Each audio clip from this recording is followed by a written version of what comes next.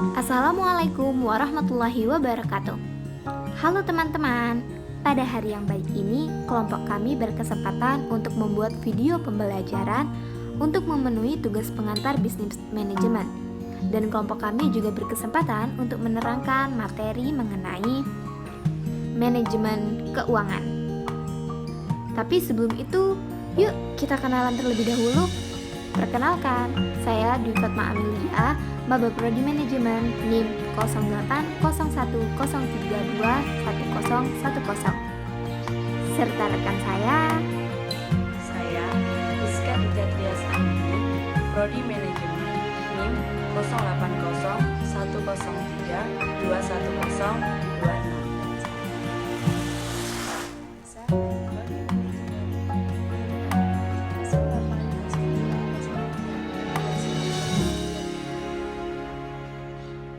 Sebelum kita mulai presentasi kali ini, yuk kita intip dulu poin-poin apa sih yang akan kelompok kami sampaikan pada kesempatan kali ini. Poin-poin pembahasan yang akan kita bahas kali ini adalah: poin yang pertama, konsep dasar manajemen keuangan. Poin yang kedua, lingkungan keuangan. Poin yang ketiga, keputusan pendanaan perusahaan. Dan poin yang terakhir adalah analisis keuangan perusahaan. Langsung saja teman-teman, yuk kita bahas poin yang pertama, yakni konsep dasar manajemen keuangan. Keuangan atau dalam bahasa gaulnya sering kita jumpai dengan kata finance adalah fungsi bisnis yang bertanggung jawab dalam mendapatkan dana, mengelola dana, dan merencanakan penggunaan dana. Nah, tugas ini secara organisasional biasanya dibebankan kepada manajer keuangan. Nah, sekarang apa aja sih yang dilakukan oleh manajer keuangan dalam perusahaan? Aktivitas yang dilakukan seorang manajer keuangan tidak lain adalah mengendalikan dana, perencanaan dana, penganggaran dana, pemeriksaan, pengelolaan pajak, dan memberi nasihat atau saran kepada manajemen puncak mengenai masalah keuangan. Jadi, kalau kita ibaratkan suatu perusahaan adalah suatu keluarga, maka seorang manajer keuangan ini adalah seorang ibu. Jadi, dapat kita pahami ya, seberapa penting kegunaan seorang manajer keuangan dalam suatu perusahaan. Agar dapat mengambil keputusan keuangan yang tepat, maka seorang manajer keuangan wajib hukumnya mengetahui tujuan apa sih yang ingin dicapai. Secara normatif, tujuan keputusan keuangan perusahaan adalah memaksimalkan nilai perusahaan. Nah, sekarang apalagi sih yang dimaksud dengan nilai perusahaan? Ringkasnya, kita dapat menjabarkan nilai suatu perusahaan itu adalah harga yang sanggup dibayar oleh calon pembeli apabila perusahaan tersebut akan dijual. Sedangkan untuk perusahaan-perusahaan yang sudah go public atau singkatnya, kita dapat menjabarkan perusahaan tersebut sudah dikenal oleh banyak orang, sudah banyak orang yang mengetahui tentang perusahaan ini, maka biasanya perusahaan tersebut akan menjual sahamnya di bursa saham. Maka nilai perusahaan tersebut dapat dilihat dari harga sahamnya. Keputusan penting yang harus diambil oleh manajer keuangan meliputi 3 hal.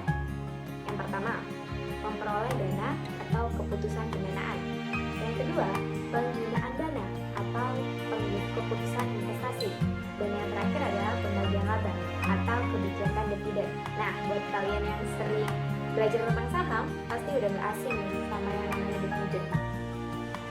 3 keputusan penting ini melibatkan 2 hal, yakni sisi aktiva dan sisi pasifa. Keputusan investasi akan tercermin pada sisi aktiva, di mana biasanya keputusan ini mengakibatkan perusahaan memiliki aktiva real seperti tanah, gedung, mesin, merek dagang, dan sebagainya. Sementara untuk keputusan pendanaan yang dapat tercermin dari sisi pasifa mengakibatkan suatu perusahaan menerbitkan aktiva finansial berupa surat berharga, yaitu selembar kertas yang memiliki nilai pasar karena memiliki hak untuk mendapatkan penghasilan seperti saham dan obligasi. Dan yang terakhir adalah kebijakan dividen yang juga tercermin dari sisi pasifa, di mana kebijakan ini merujuk pada keputusan perusahaan mengenai laba yang diperoleh. Apakah sebaiknya diinvestasikan kembali dalam bentuk utama bagi tahap untuk membiayai keperluan investasi perusahaan atau dibagikan kepada pemegang saham dalam bentuk dividen.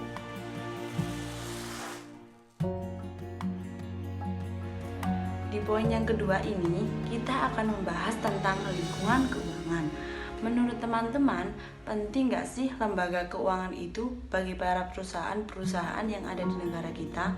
Nah, di sini akan dijelaskan tentang betapa pentingnya lembaga keuangan bagi para perusahaan-perusahaan yang ada di negara kita. Guna memenuhi kebutuhan dananya, perusahaan-perusahaan dapat memanfaatkan jasa lembaga keuangan. Dalam pemilihan lembaga keuangan tersebut, harus memperhatikan masalah biaya dan jangka waktu agar efisiensi pendanaan perusahaan dapat tercapai. Berikut adalah pasar finansial dan lembaga keuangan yang ada di negara Indonesia sebagai sumber penyedia dana yang dapat dipilih oleh perusahaan. Yang pertama, pasar finansial. Pasar finansial merupakan pertemuan dan permintaan atau penawaran terhadap aset finansial, yaitu selembar kertas yang mempunyai nilai karena memberikan klaim kepada pemiliknya atas penghasilan atau aset yang dimiliki. Contohnya, saham, obligasi, opsi, kontrak futures, dan sebagainya. Sedangkan sumber dana dalam jangka waktu panjang diperdagangkan dalam pasar modal atau capital market, misalnya saham, obligasi, dan lain sebagainya.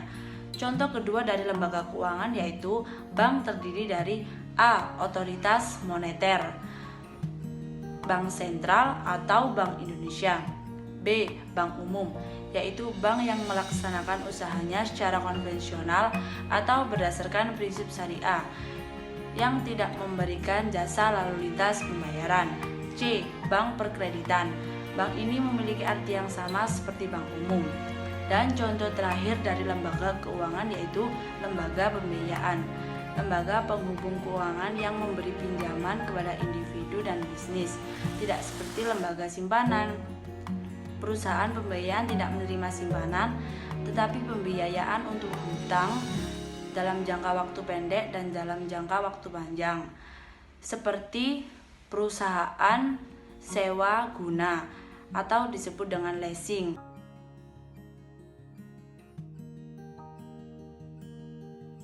Berikutnya untuk poin yang ketiga, yaitu keputusan pendanaan perusahaan.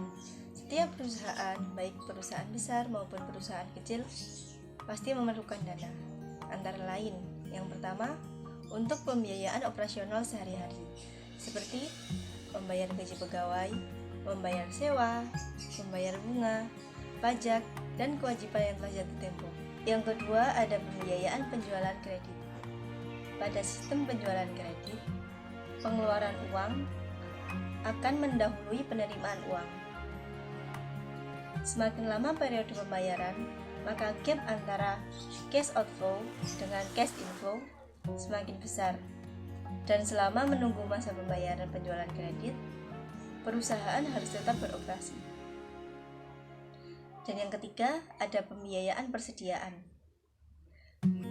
Konsekuensi dari hal ini adalah perusahaan harus memiliki dana yang memadai untuk membeli atau memproduksi dan memelihara persediaan barang. Karena semakin besar persediaan, maka semakin besar pula dana yang diperlukan. Sehingga perusahaan perlu mengetahui tingkat persediaan optimal dengan melalui penerapan just in time.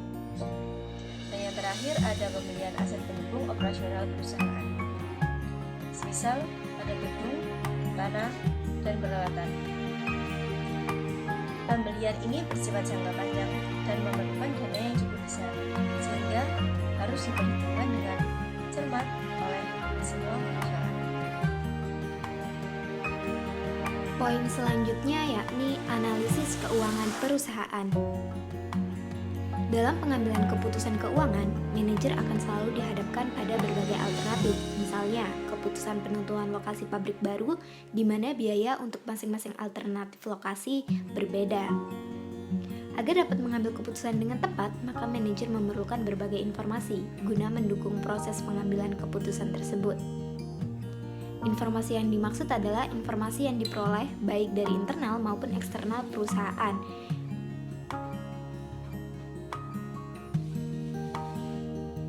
Perencanaan finansial meliputi analisis aliran uang atau kas perusahaan secara menyeluruh, baik jangka pendek maupun jangka panjang.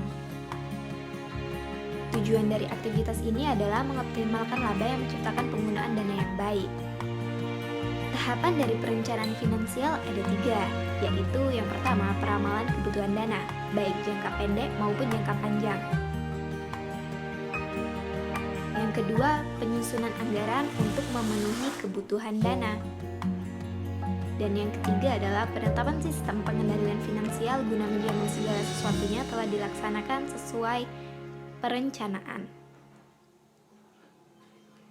Penjelasan pertama, peramalan jangka pendek adalah prediksi penerimaan, biaya, dan pengeluaran dalam periode waktu kurang dari 1 tahun.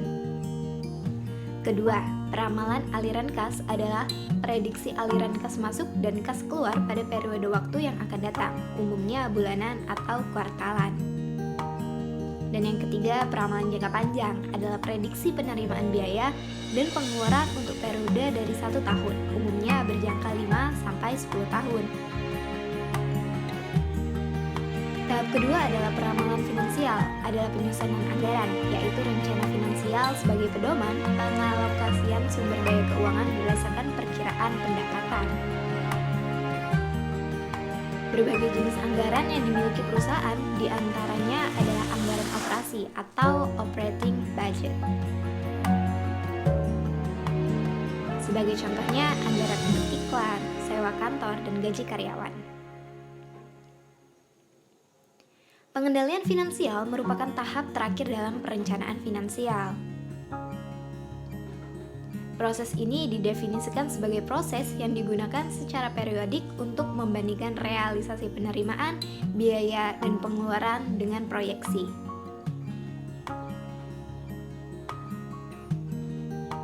Di sini, pengambilan memiliki fungsi strategis karena dipakai untuk menghindari terjadinya penyimpangan, menemukan penyimpangan, dan melaksanakan langkah koreksi apabila terjadi penyimpangan. So guys, demikian presentasi yang dapat kami sampaikan. Apabila ada kesalahan, mohon dimaafkan. Dan semoga ilmu yang kami sampaikan ini dapat bermanfaat dan digunakan dengan sebaik-baiknya. Untuk akhir kalimat, salam mahasiswa Febri, akademis, aktivis, spiritualis, semangat manajemen, pioner, entrepreneur, muslim. Wassalamualaikum warahmatullahi taala wabarakatuh.